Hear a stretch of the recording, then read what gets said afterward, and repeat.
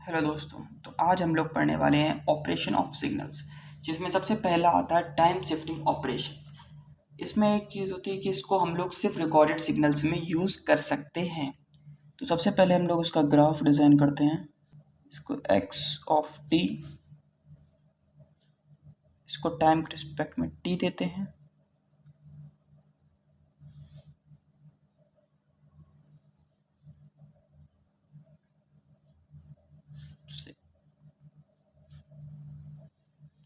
ये इसकी वैल्यू है और ये इसका टाइम पीरियड है। इसमें हम लोग की एक चीज़ और होती है कि इसमें हम लोग कहते हैं टू फाइंड क्वेश्चंस ये पूछ रहे थे to find x t plus minus t zero t naught. तो इसमें टी क्या है? T is a minus sign, t is a time period. ठीक है, इसमें प्लस साइन क्या है? एडवांस। और माइनस साइन को हम लोग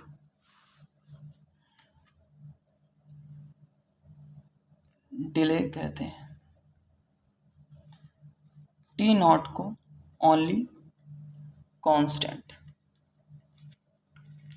कहा जाता है।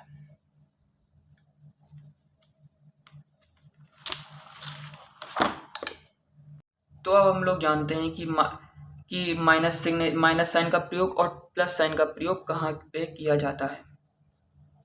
तो सबसे पहले हम लोग जानते हैं कि जैसे कि हम लोग टाइम एक क्लॉक की बात करें, जैसे 12 AM बजता है, उसमें फिर 1 बजता है, फिर 2 बजता है, फिर 3 बजता है, फिर 4 बजता है। तो ये हम लोगों का टाइम, जैसे माइनस साइन होता है तो वो 12 से 1, फिर से 2, फिर 3, फिर 4। तो इस जगह पे हम लोग माइनस साइन का जब जहाँ लिखा होता है टी माइनस, जहाँ पे लिखा होता है टी माइनस टी नॉट, तो इस यहाँ पर हम लोग यूज़ करते हैं माइनस साइन का प्रयोग करते हैं। और जहाँ पर लिखा होता है टी प्लस टी नॉट, तो यहाँ पर हम लोग करते हैं पॉजिटिव सिग्नेचर, जैसे माइनस सिग्नेचर शिफ्ट और signal towards right, plus sign shift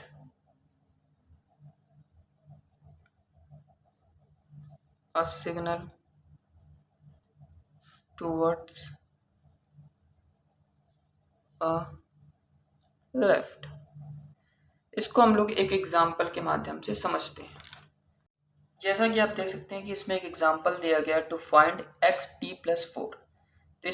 और ये हमारा सवाल है। इसमें हम लोगों को बताना है कि टी प्लस 4 कहाँ पर होगा। तो टी प्लस 4 का सिंपल सा रूल है कि इसमें देखो लिखा है टी प्लस 4, तो यानी कि इसमें लिखा हुआ है plus sign shift a signal towards left, यानी कि वो जो साइन है वो लेफ्ट की तरफ, इस डिब्बे को लेफ्ट की तरफ हम लोग ले जाएंगे। जैसे -2 यहाँ लिखा हुआ है, तो इसमें हम लोग 4 और जोड़ देंगे, तो 4 और जोड़ देंगे तो फिर क्या हो जाएगा 6।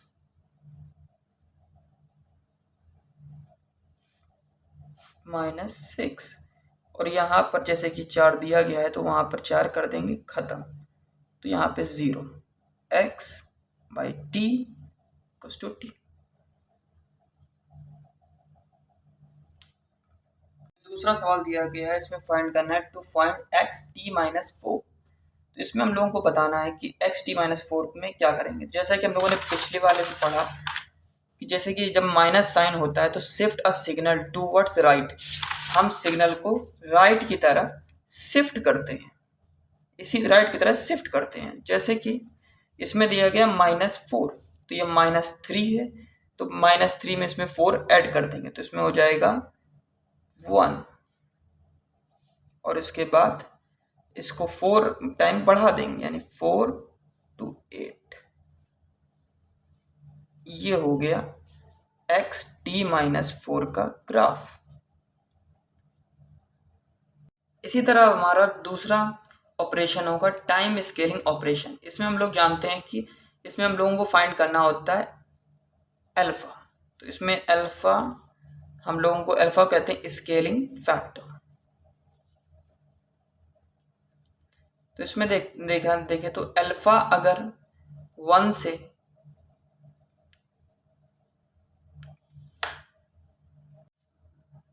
तो इसमें हम लोग दूसरा ऑपरेशन पढ़ेंगे टाइम स्केलिंग ऑपरेशन। इसमें हम लोग जैसे to find x alpha by 2, जहाँ पर अल्फा है स्केलिंग फैक्टर। अल्फा अगर बड़ा होता है 1 से तो सिग्नल कंप्रेस करता है, यानी कि सिग्नल दबता है, और अगर 1 बड़ा होता है अल्फा से तो सिग्नल एक्सपेंशन यानी सिग्नल बढ़ता है। जैसे कि हम लोगों को मान लीजिए कोई सिग्नल दिया गया हो,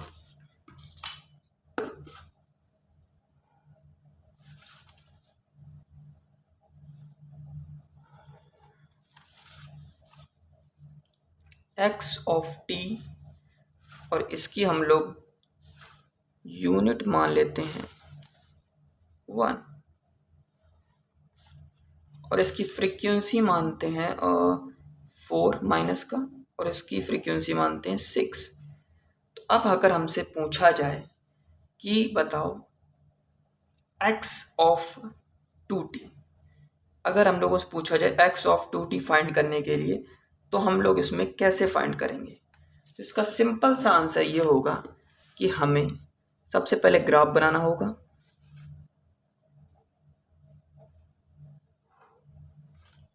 और x ऑफ t, और इसमें टाइम के रिस्पेक्ट में लिख देते हैं t।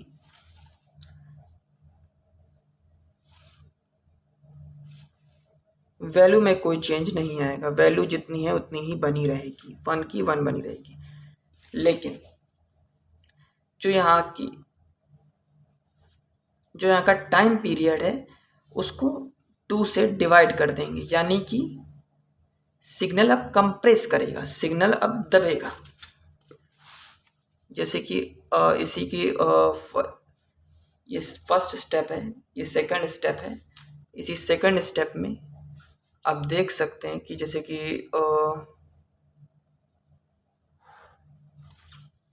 x ऑफ 2t होगा, x of 2t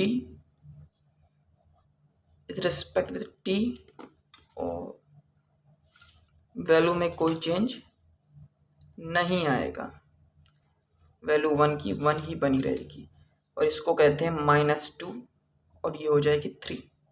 it is a answer of this. अगर मान लीजिए इसमें कहा जाए कि डिवाइड कैसे करेंगे, टू फाइंड, जैसे कि कह दिया जाए divide the existing limit by alpha. जैसे कि पूछ दिया जाए इसी क्वेश्चन में t/2 x के रिस्पेक्ट, इसी वाले क्वेश्चंस में अगर पूछ दिया जाए x t/2 कैसे निकालेंगे, तो इसमें हम लोग सबसे पहले तो ग्राफ बनाएंगे। ग्राफ था -4 6, और इसके बाद इसमें कहा गया t/2, यानी कि x/t। अब इसमें कहा गया t/2, तो इसमें x = t/2 क्या होगा? तो यहाँ x t/2 लिखेंगे, उसके बाद ग्राफ बनाएंगे और फिर t लिखेंगे, और यूनिट और वैल्यू कभी चेंज नहीं की जाती है इसमें, जल्दी -4, और जो ये वैल्यू अपॉन में है इसको मल्टीप्लाई कर देंगे 2 से, 6 इसमें सिग्नल एक्सपेंस करता है, बढ़ जाता है। तो इसका आंसर आ जाएगा कुछ इस तरह से,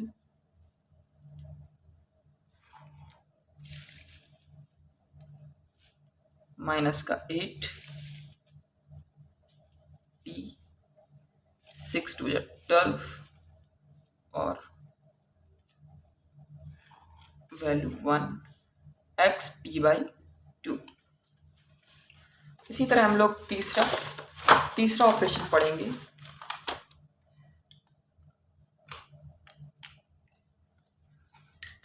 टाइम रिवर्सल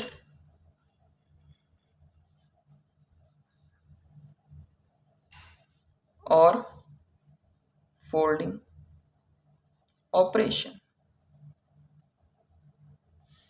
इसका सिंपल सा रूल होता है, इसमें हम लोगों को to find x minus t को फाइंड करने के लिए कहा जाता है। यानी कि जो भी वैल्यू हम लोगों को दी गई हो ग्राफ में, उसको जस्ट अपोजिट कर दिया जाता है। जैसे कि हम लोग पहले वाले एग्जांपल से ही समझते हैं, -4 ग्राफ में दिया गया था और उसके बाद एग्जांपल के तौर पे यहाँ पर दिया गया था 6। एक एग्जांपल है x ऑफ t और t। अब इसमें हम लोगों को जैसे कि निकालने के लिए कहा जाए x बाई माइनस टी, तो इसमें हम लोगों को निकालने के लिए x माइनस टी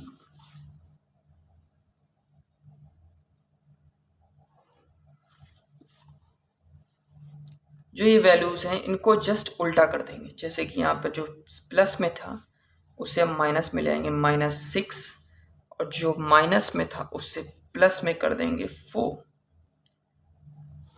और इसको कर दिया t।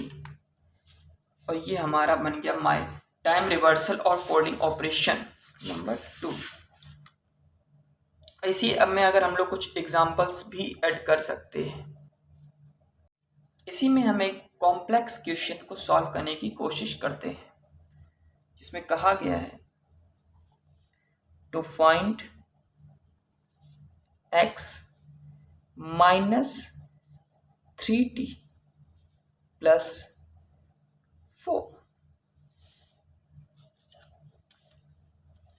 हम सभी जानते हैं कि अगर इसमें प्लस साइन का यूज किया गया है तो वो राइट टू लेफ्ट मूव करता है ग्राफ, और इसका जो ग्राफ दिया गया है वो कुछ इस प्रकार का है।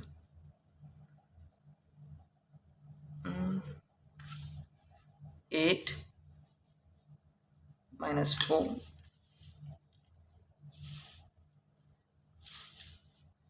और ये इसकी वैल्यू 1 t और xt।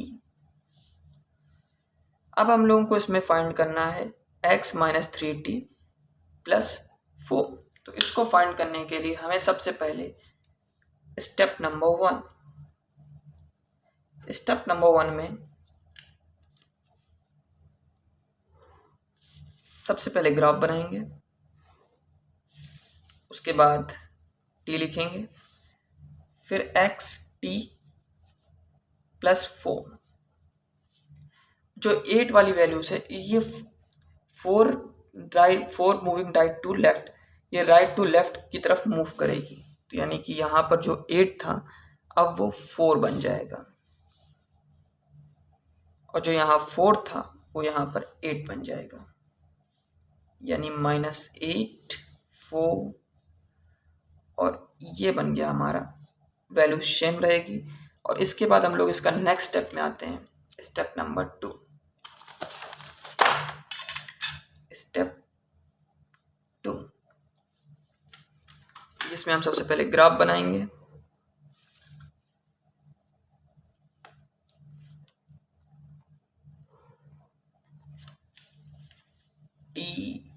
x 3t plus 4। तो इसमें सबसे पहले, इसके बाद हम लोग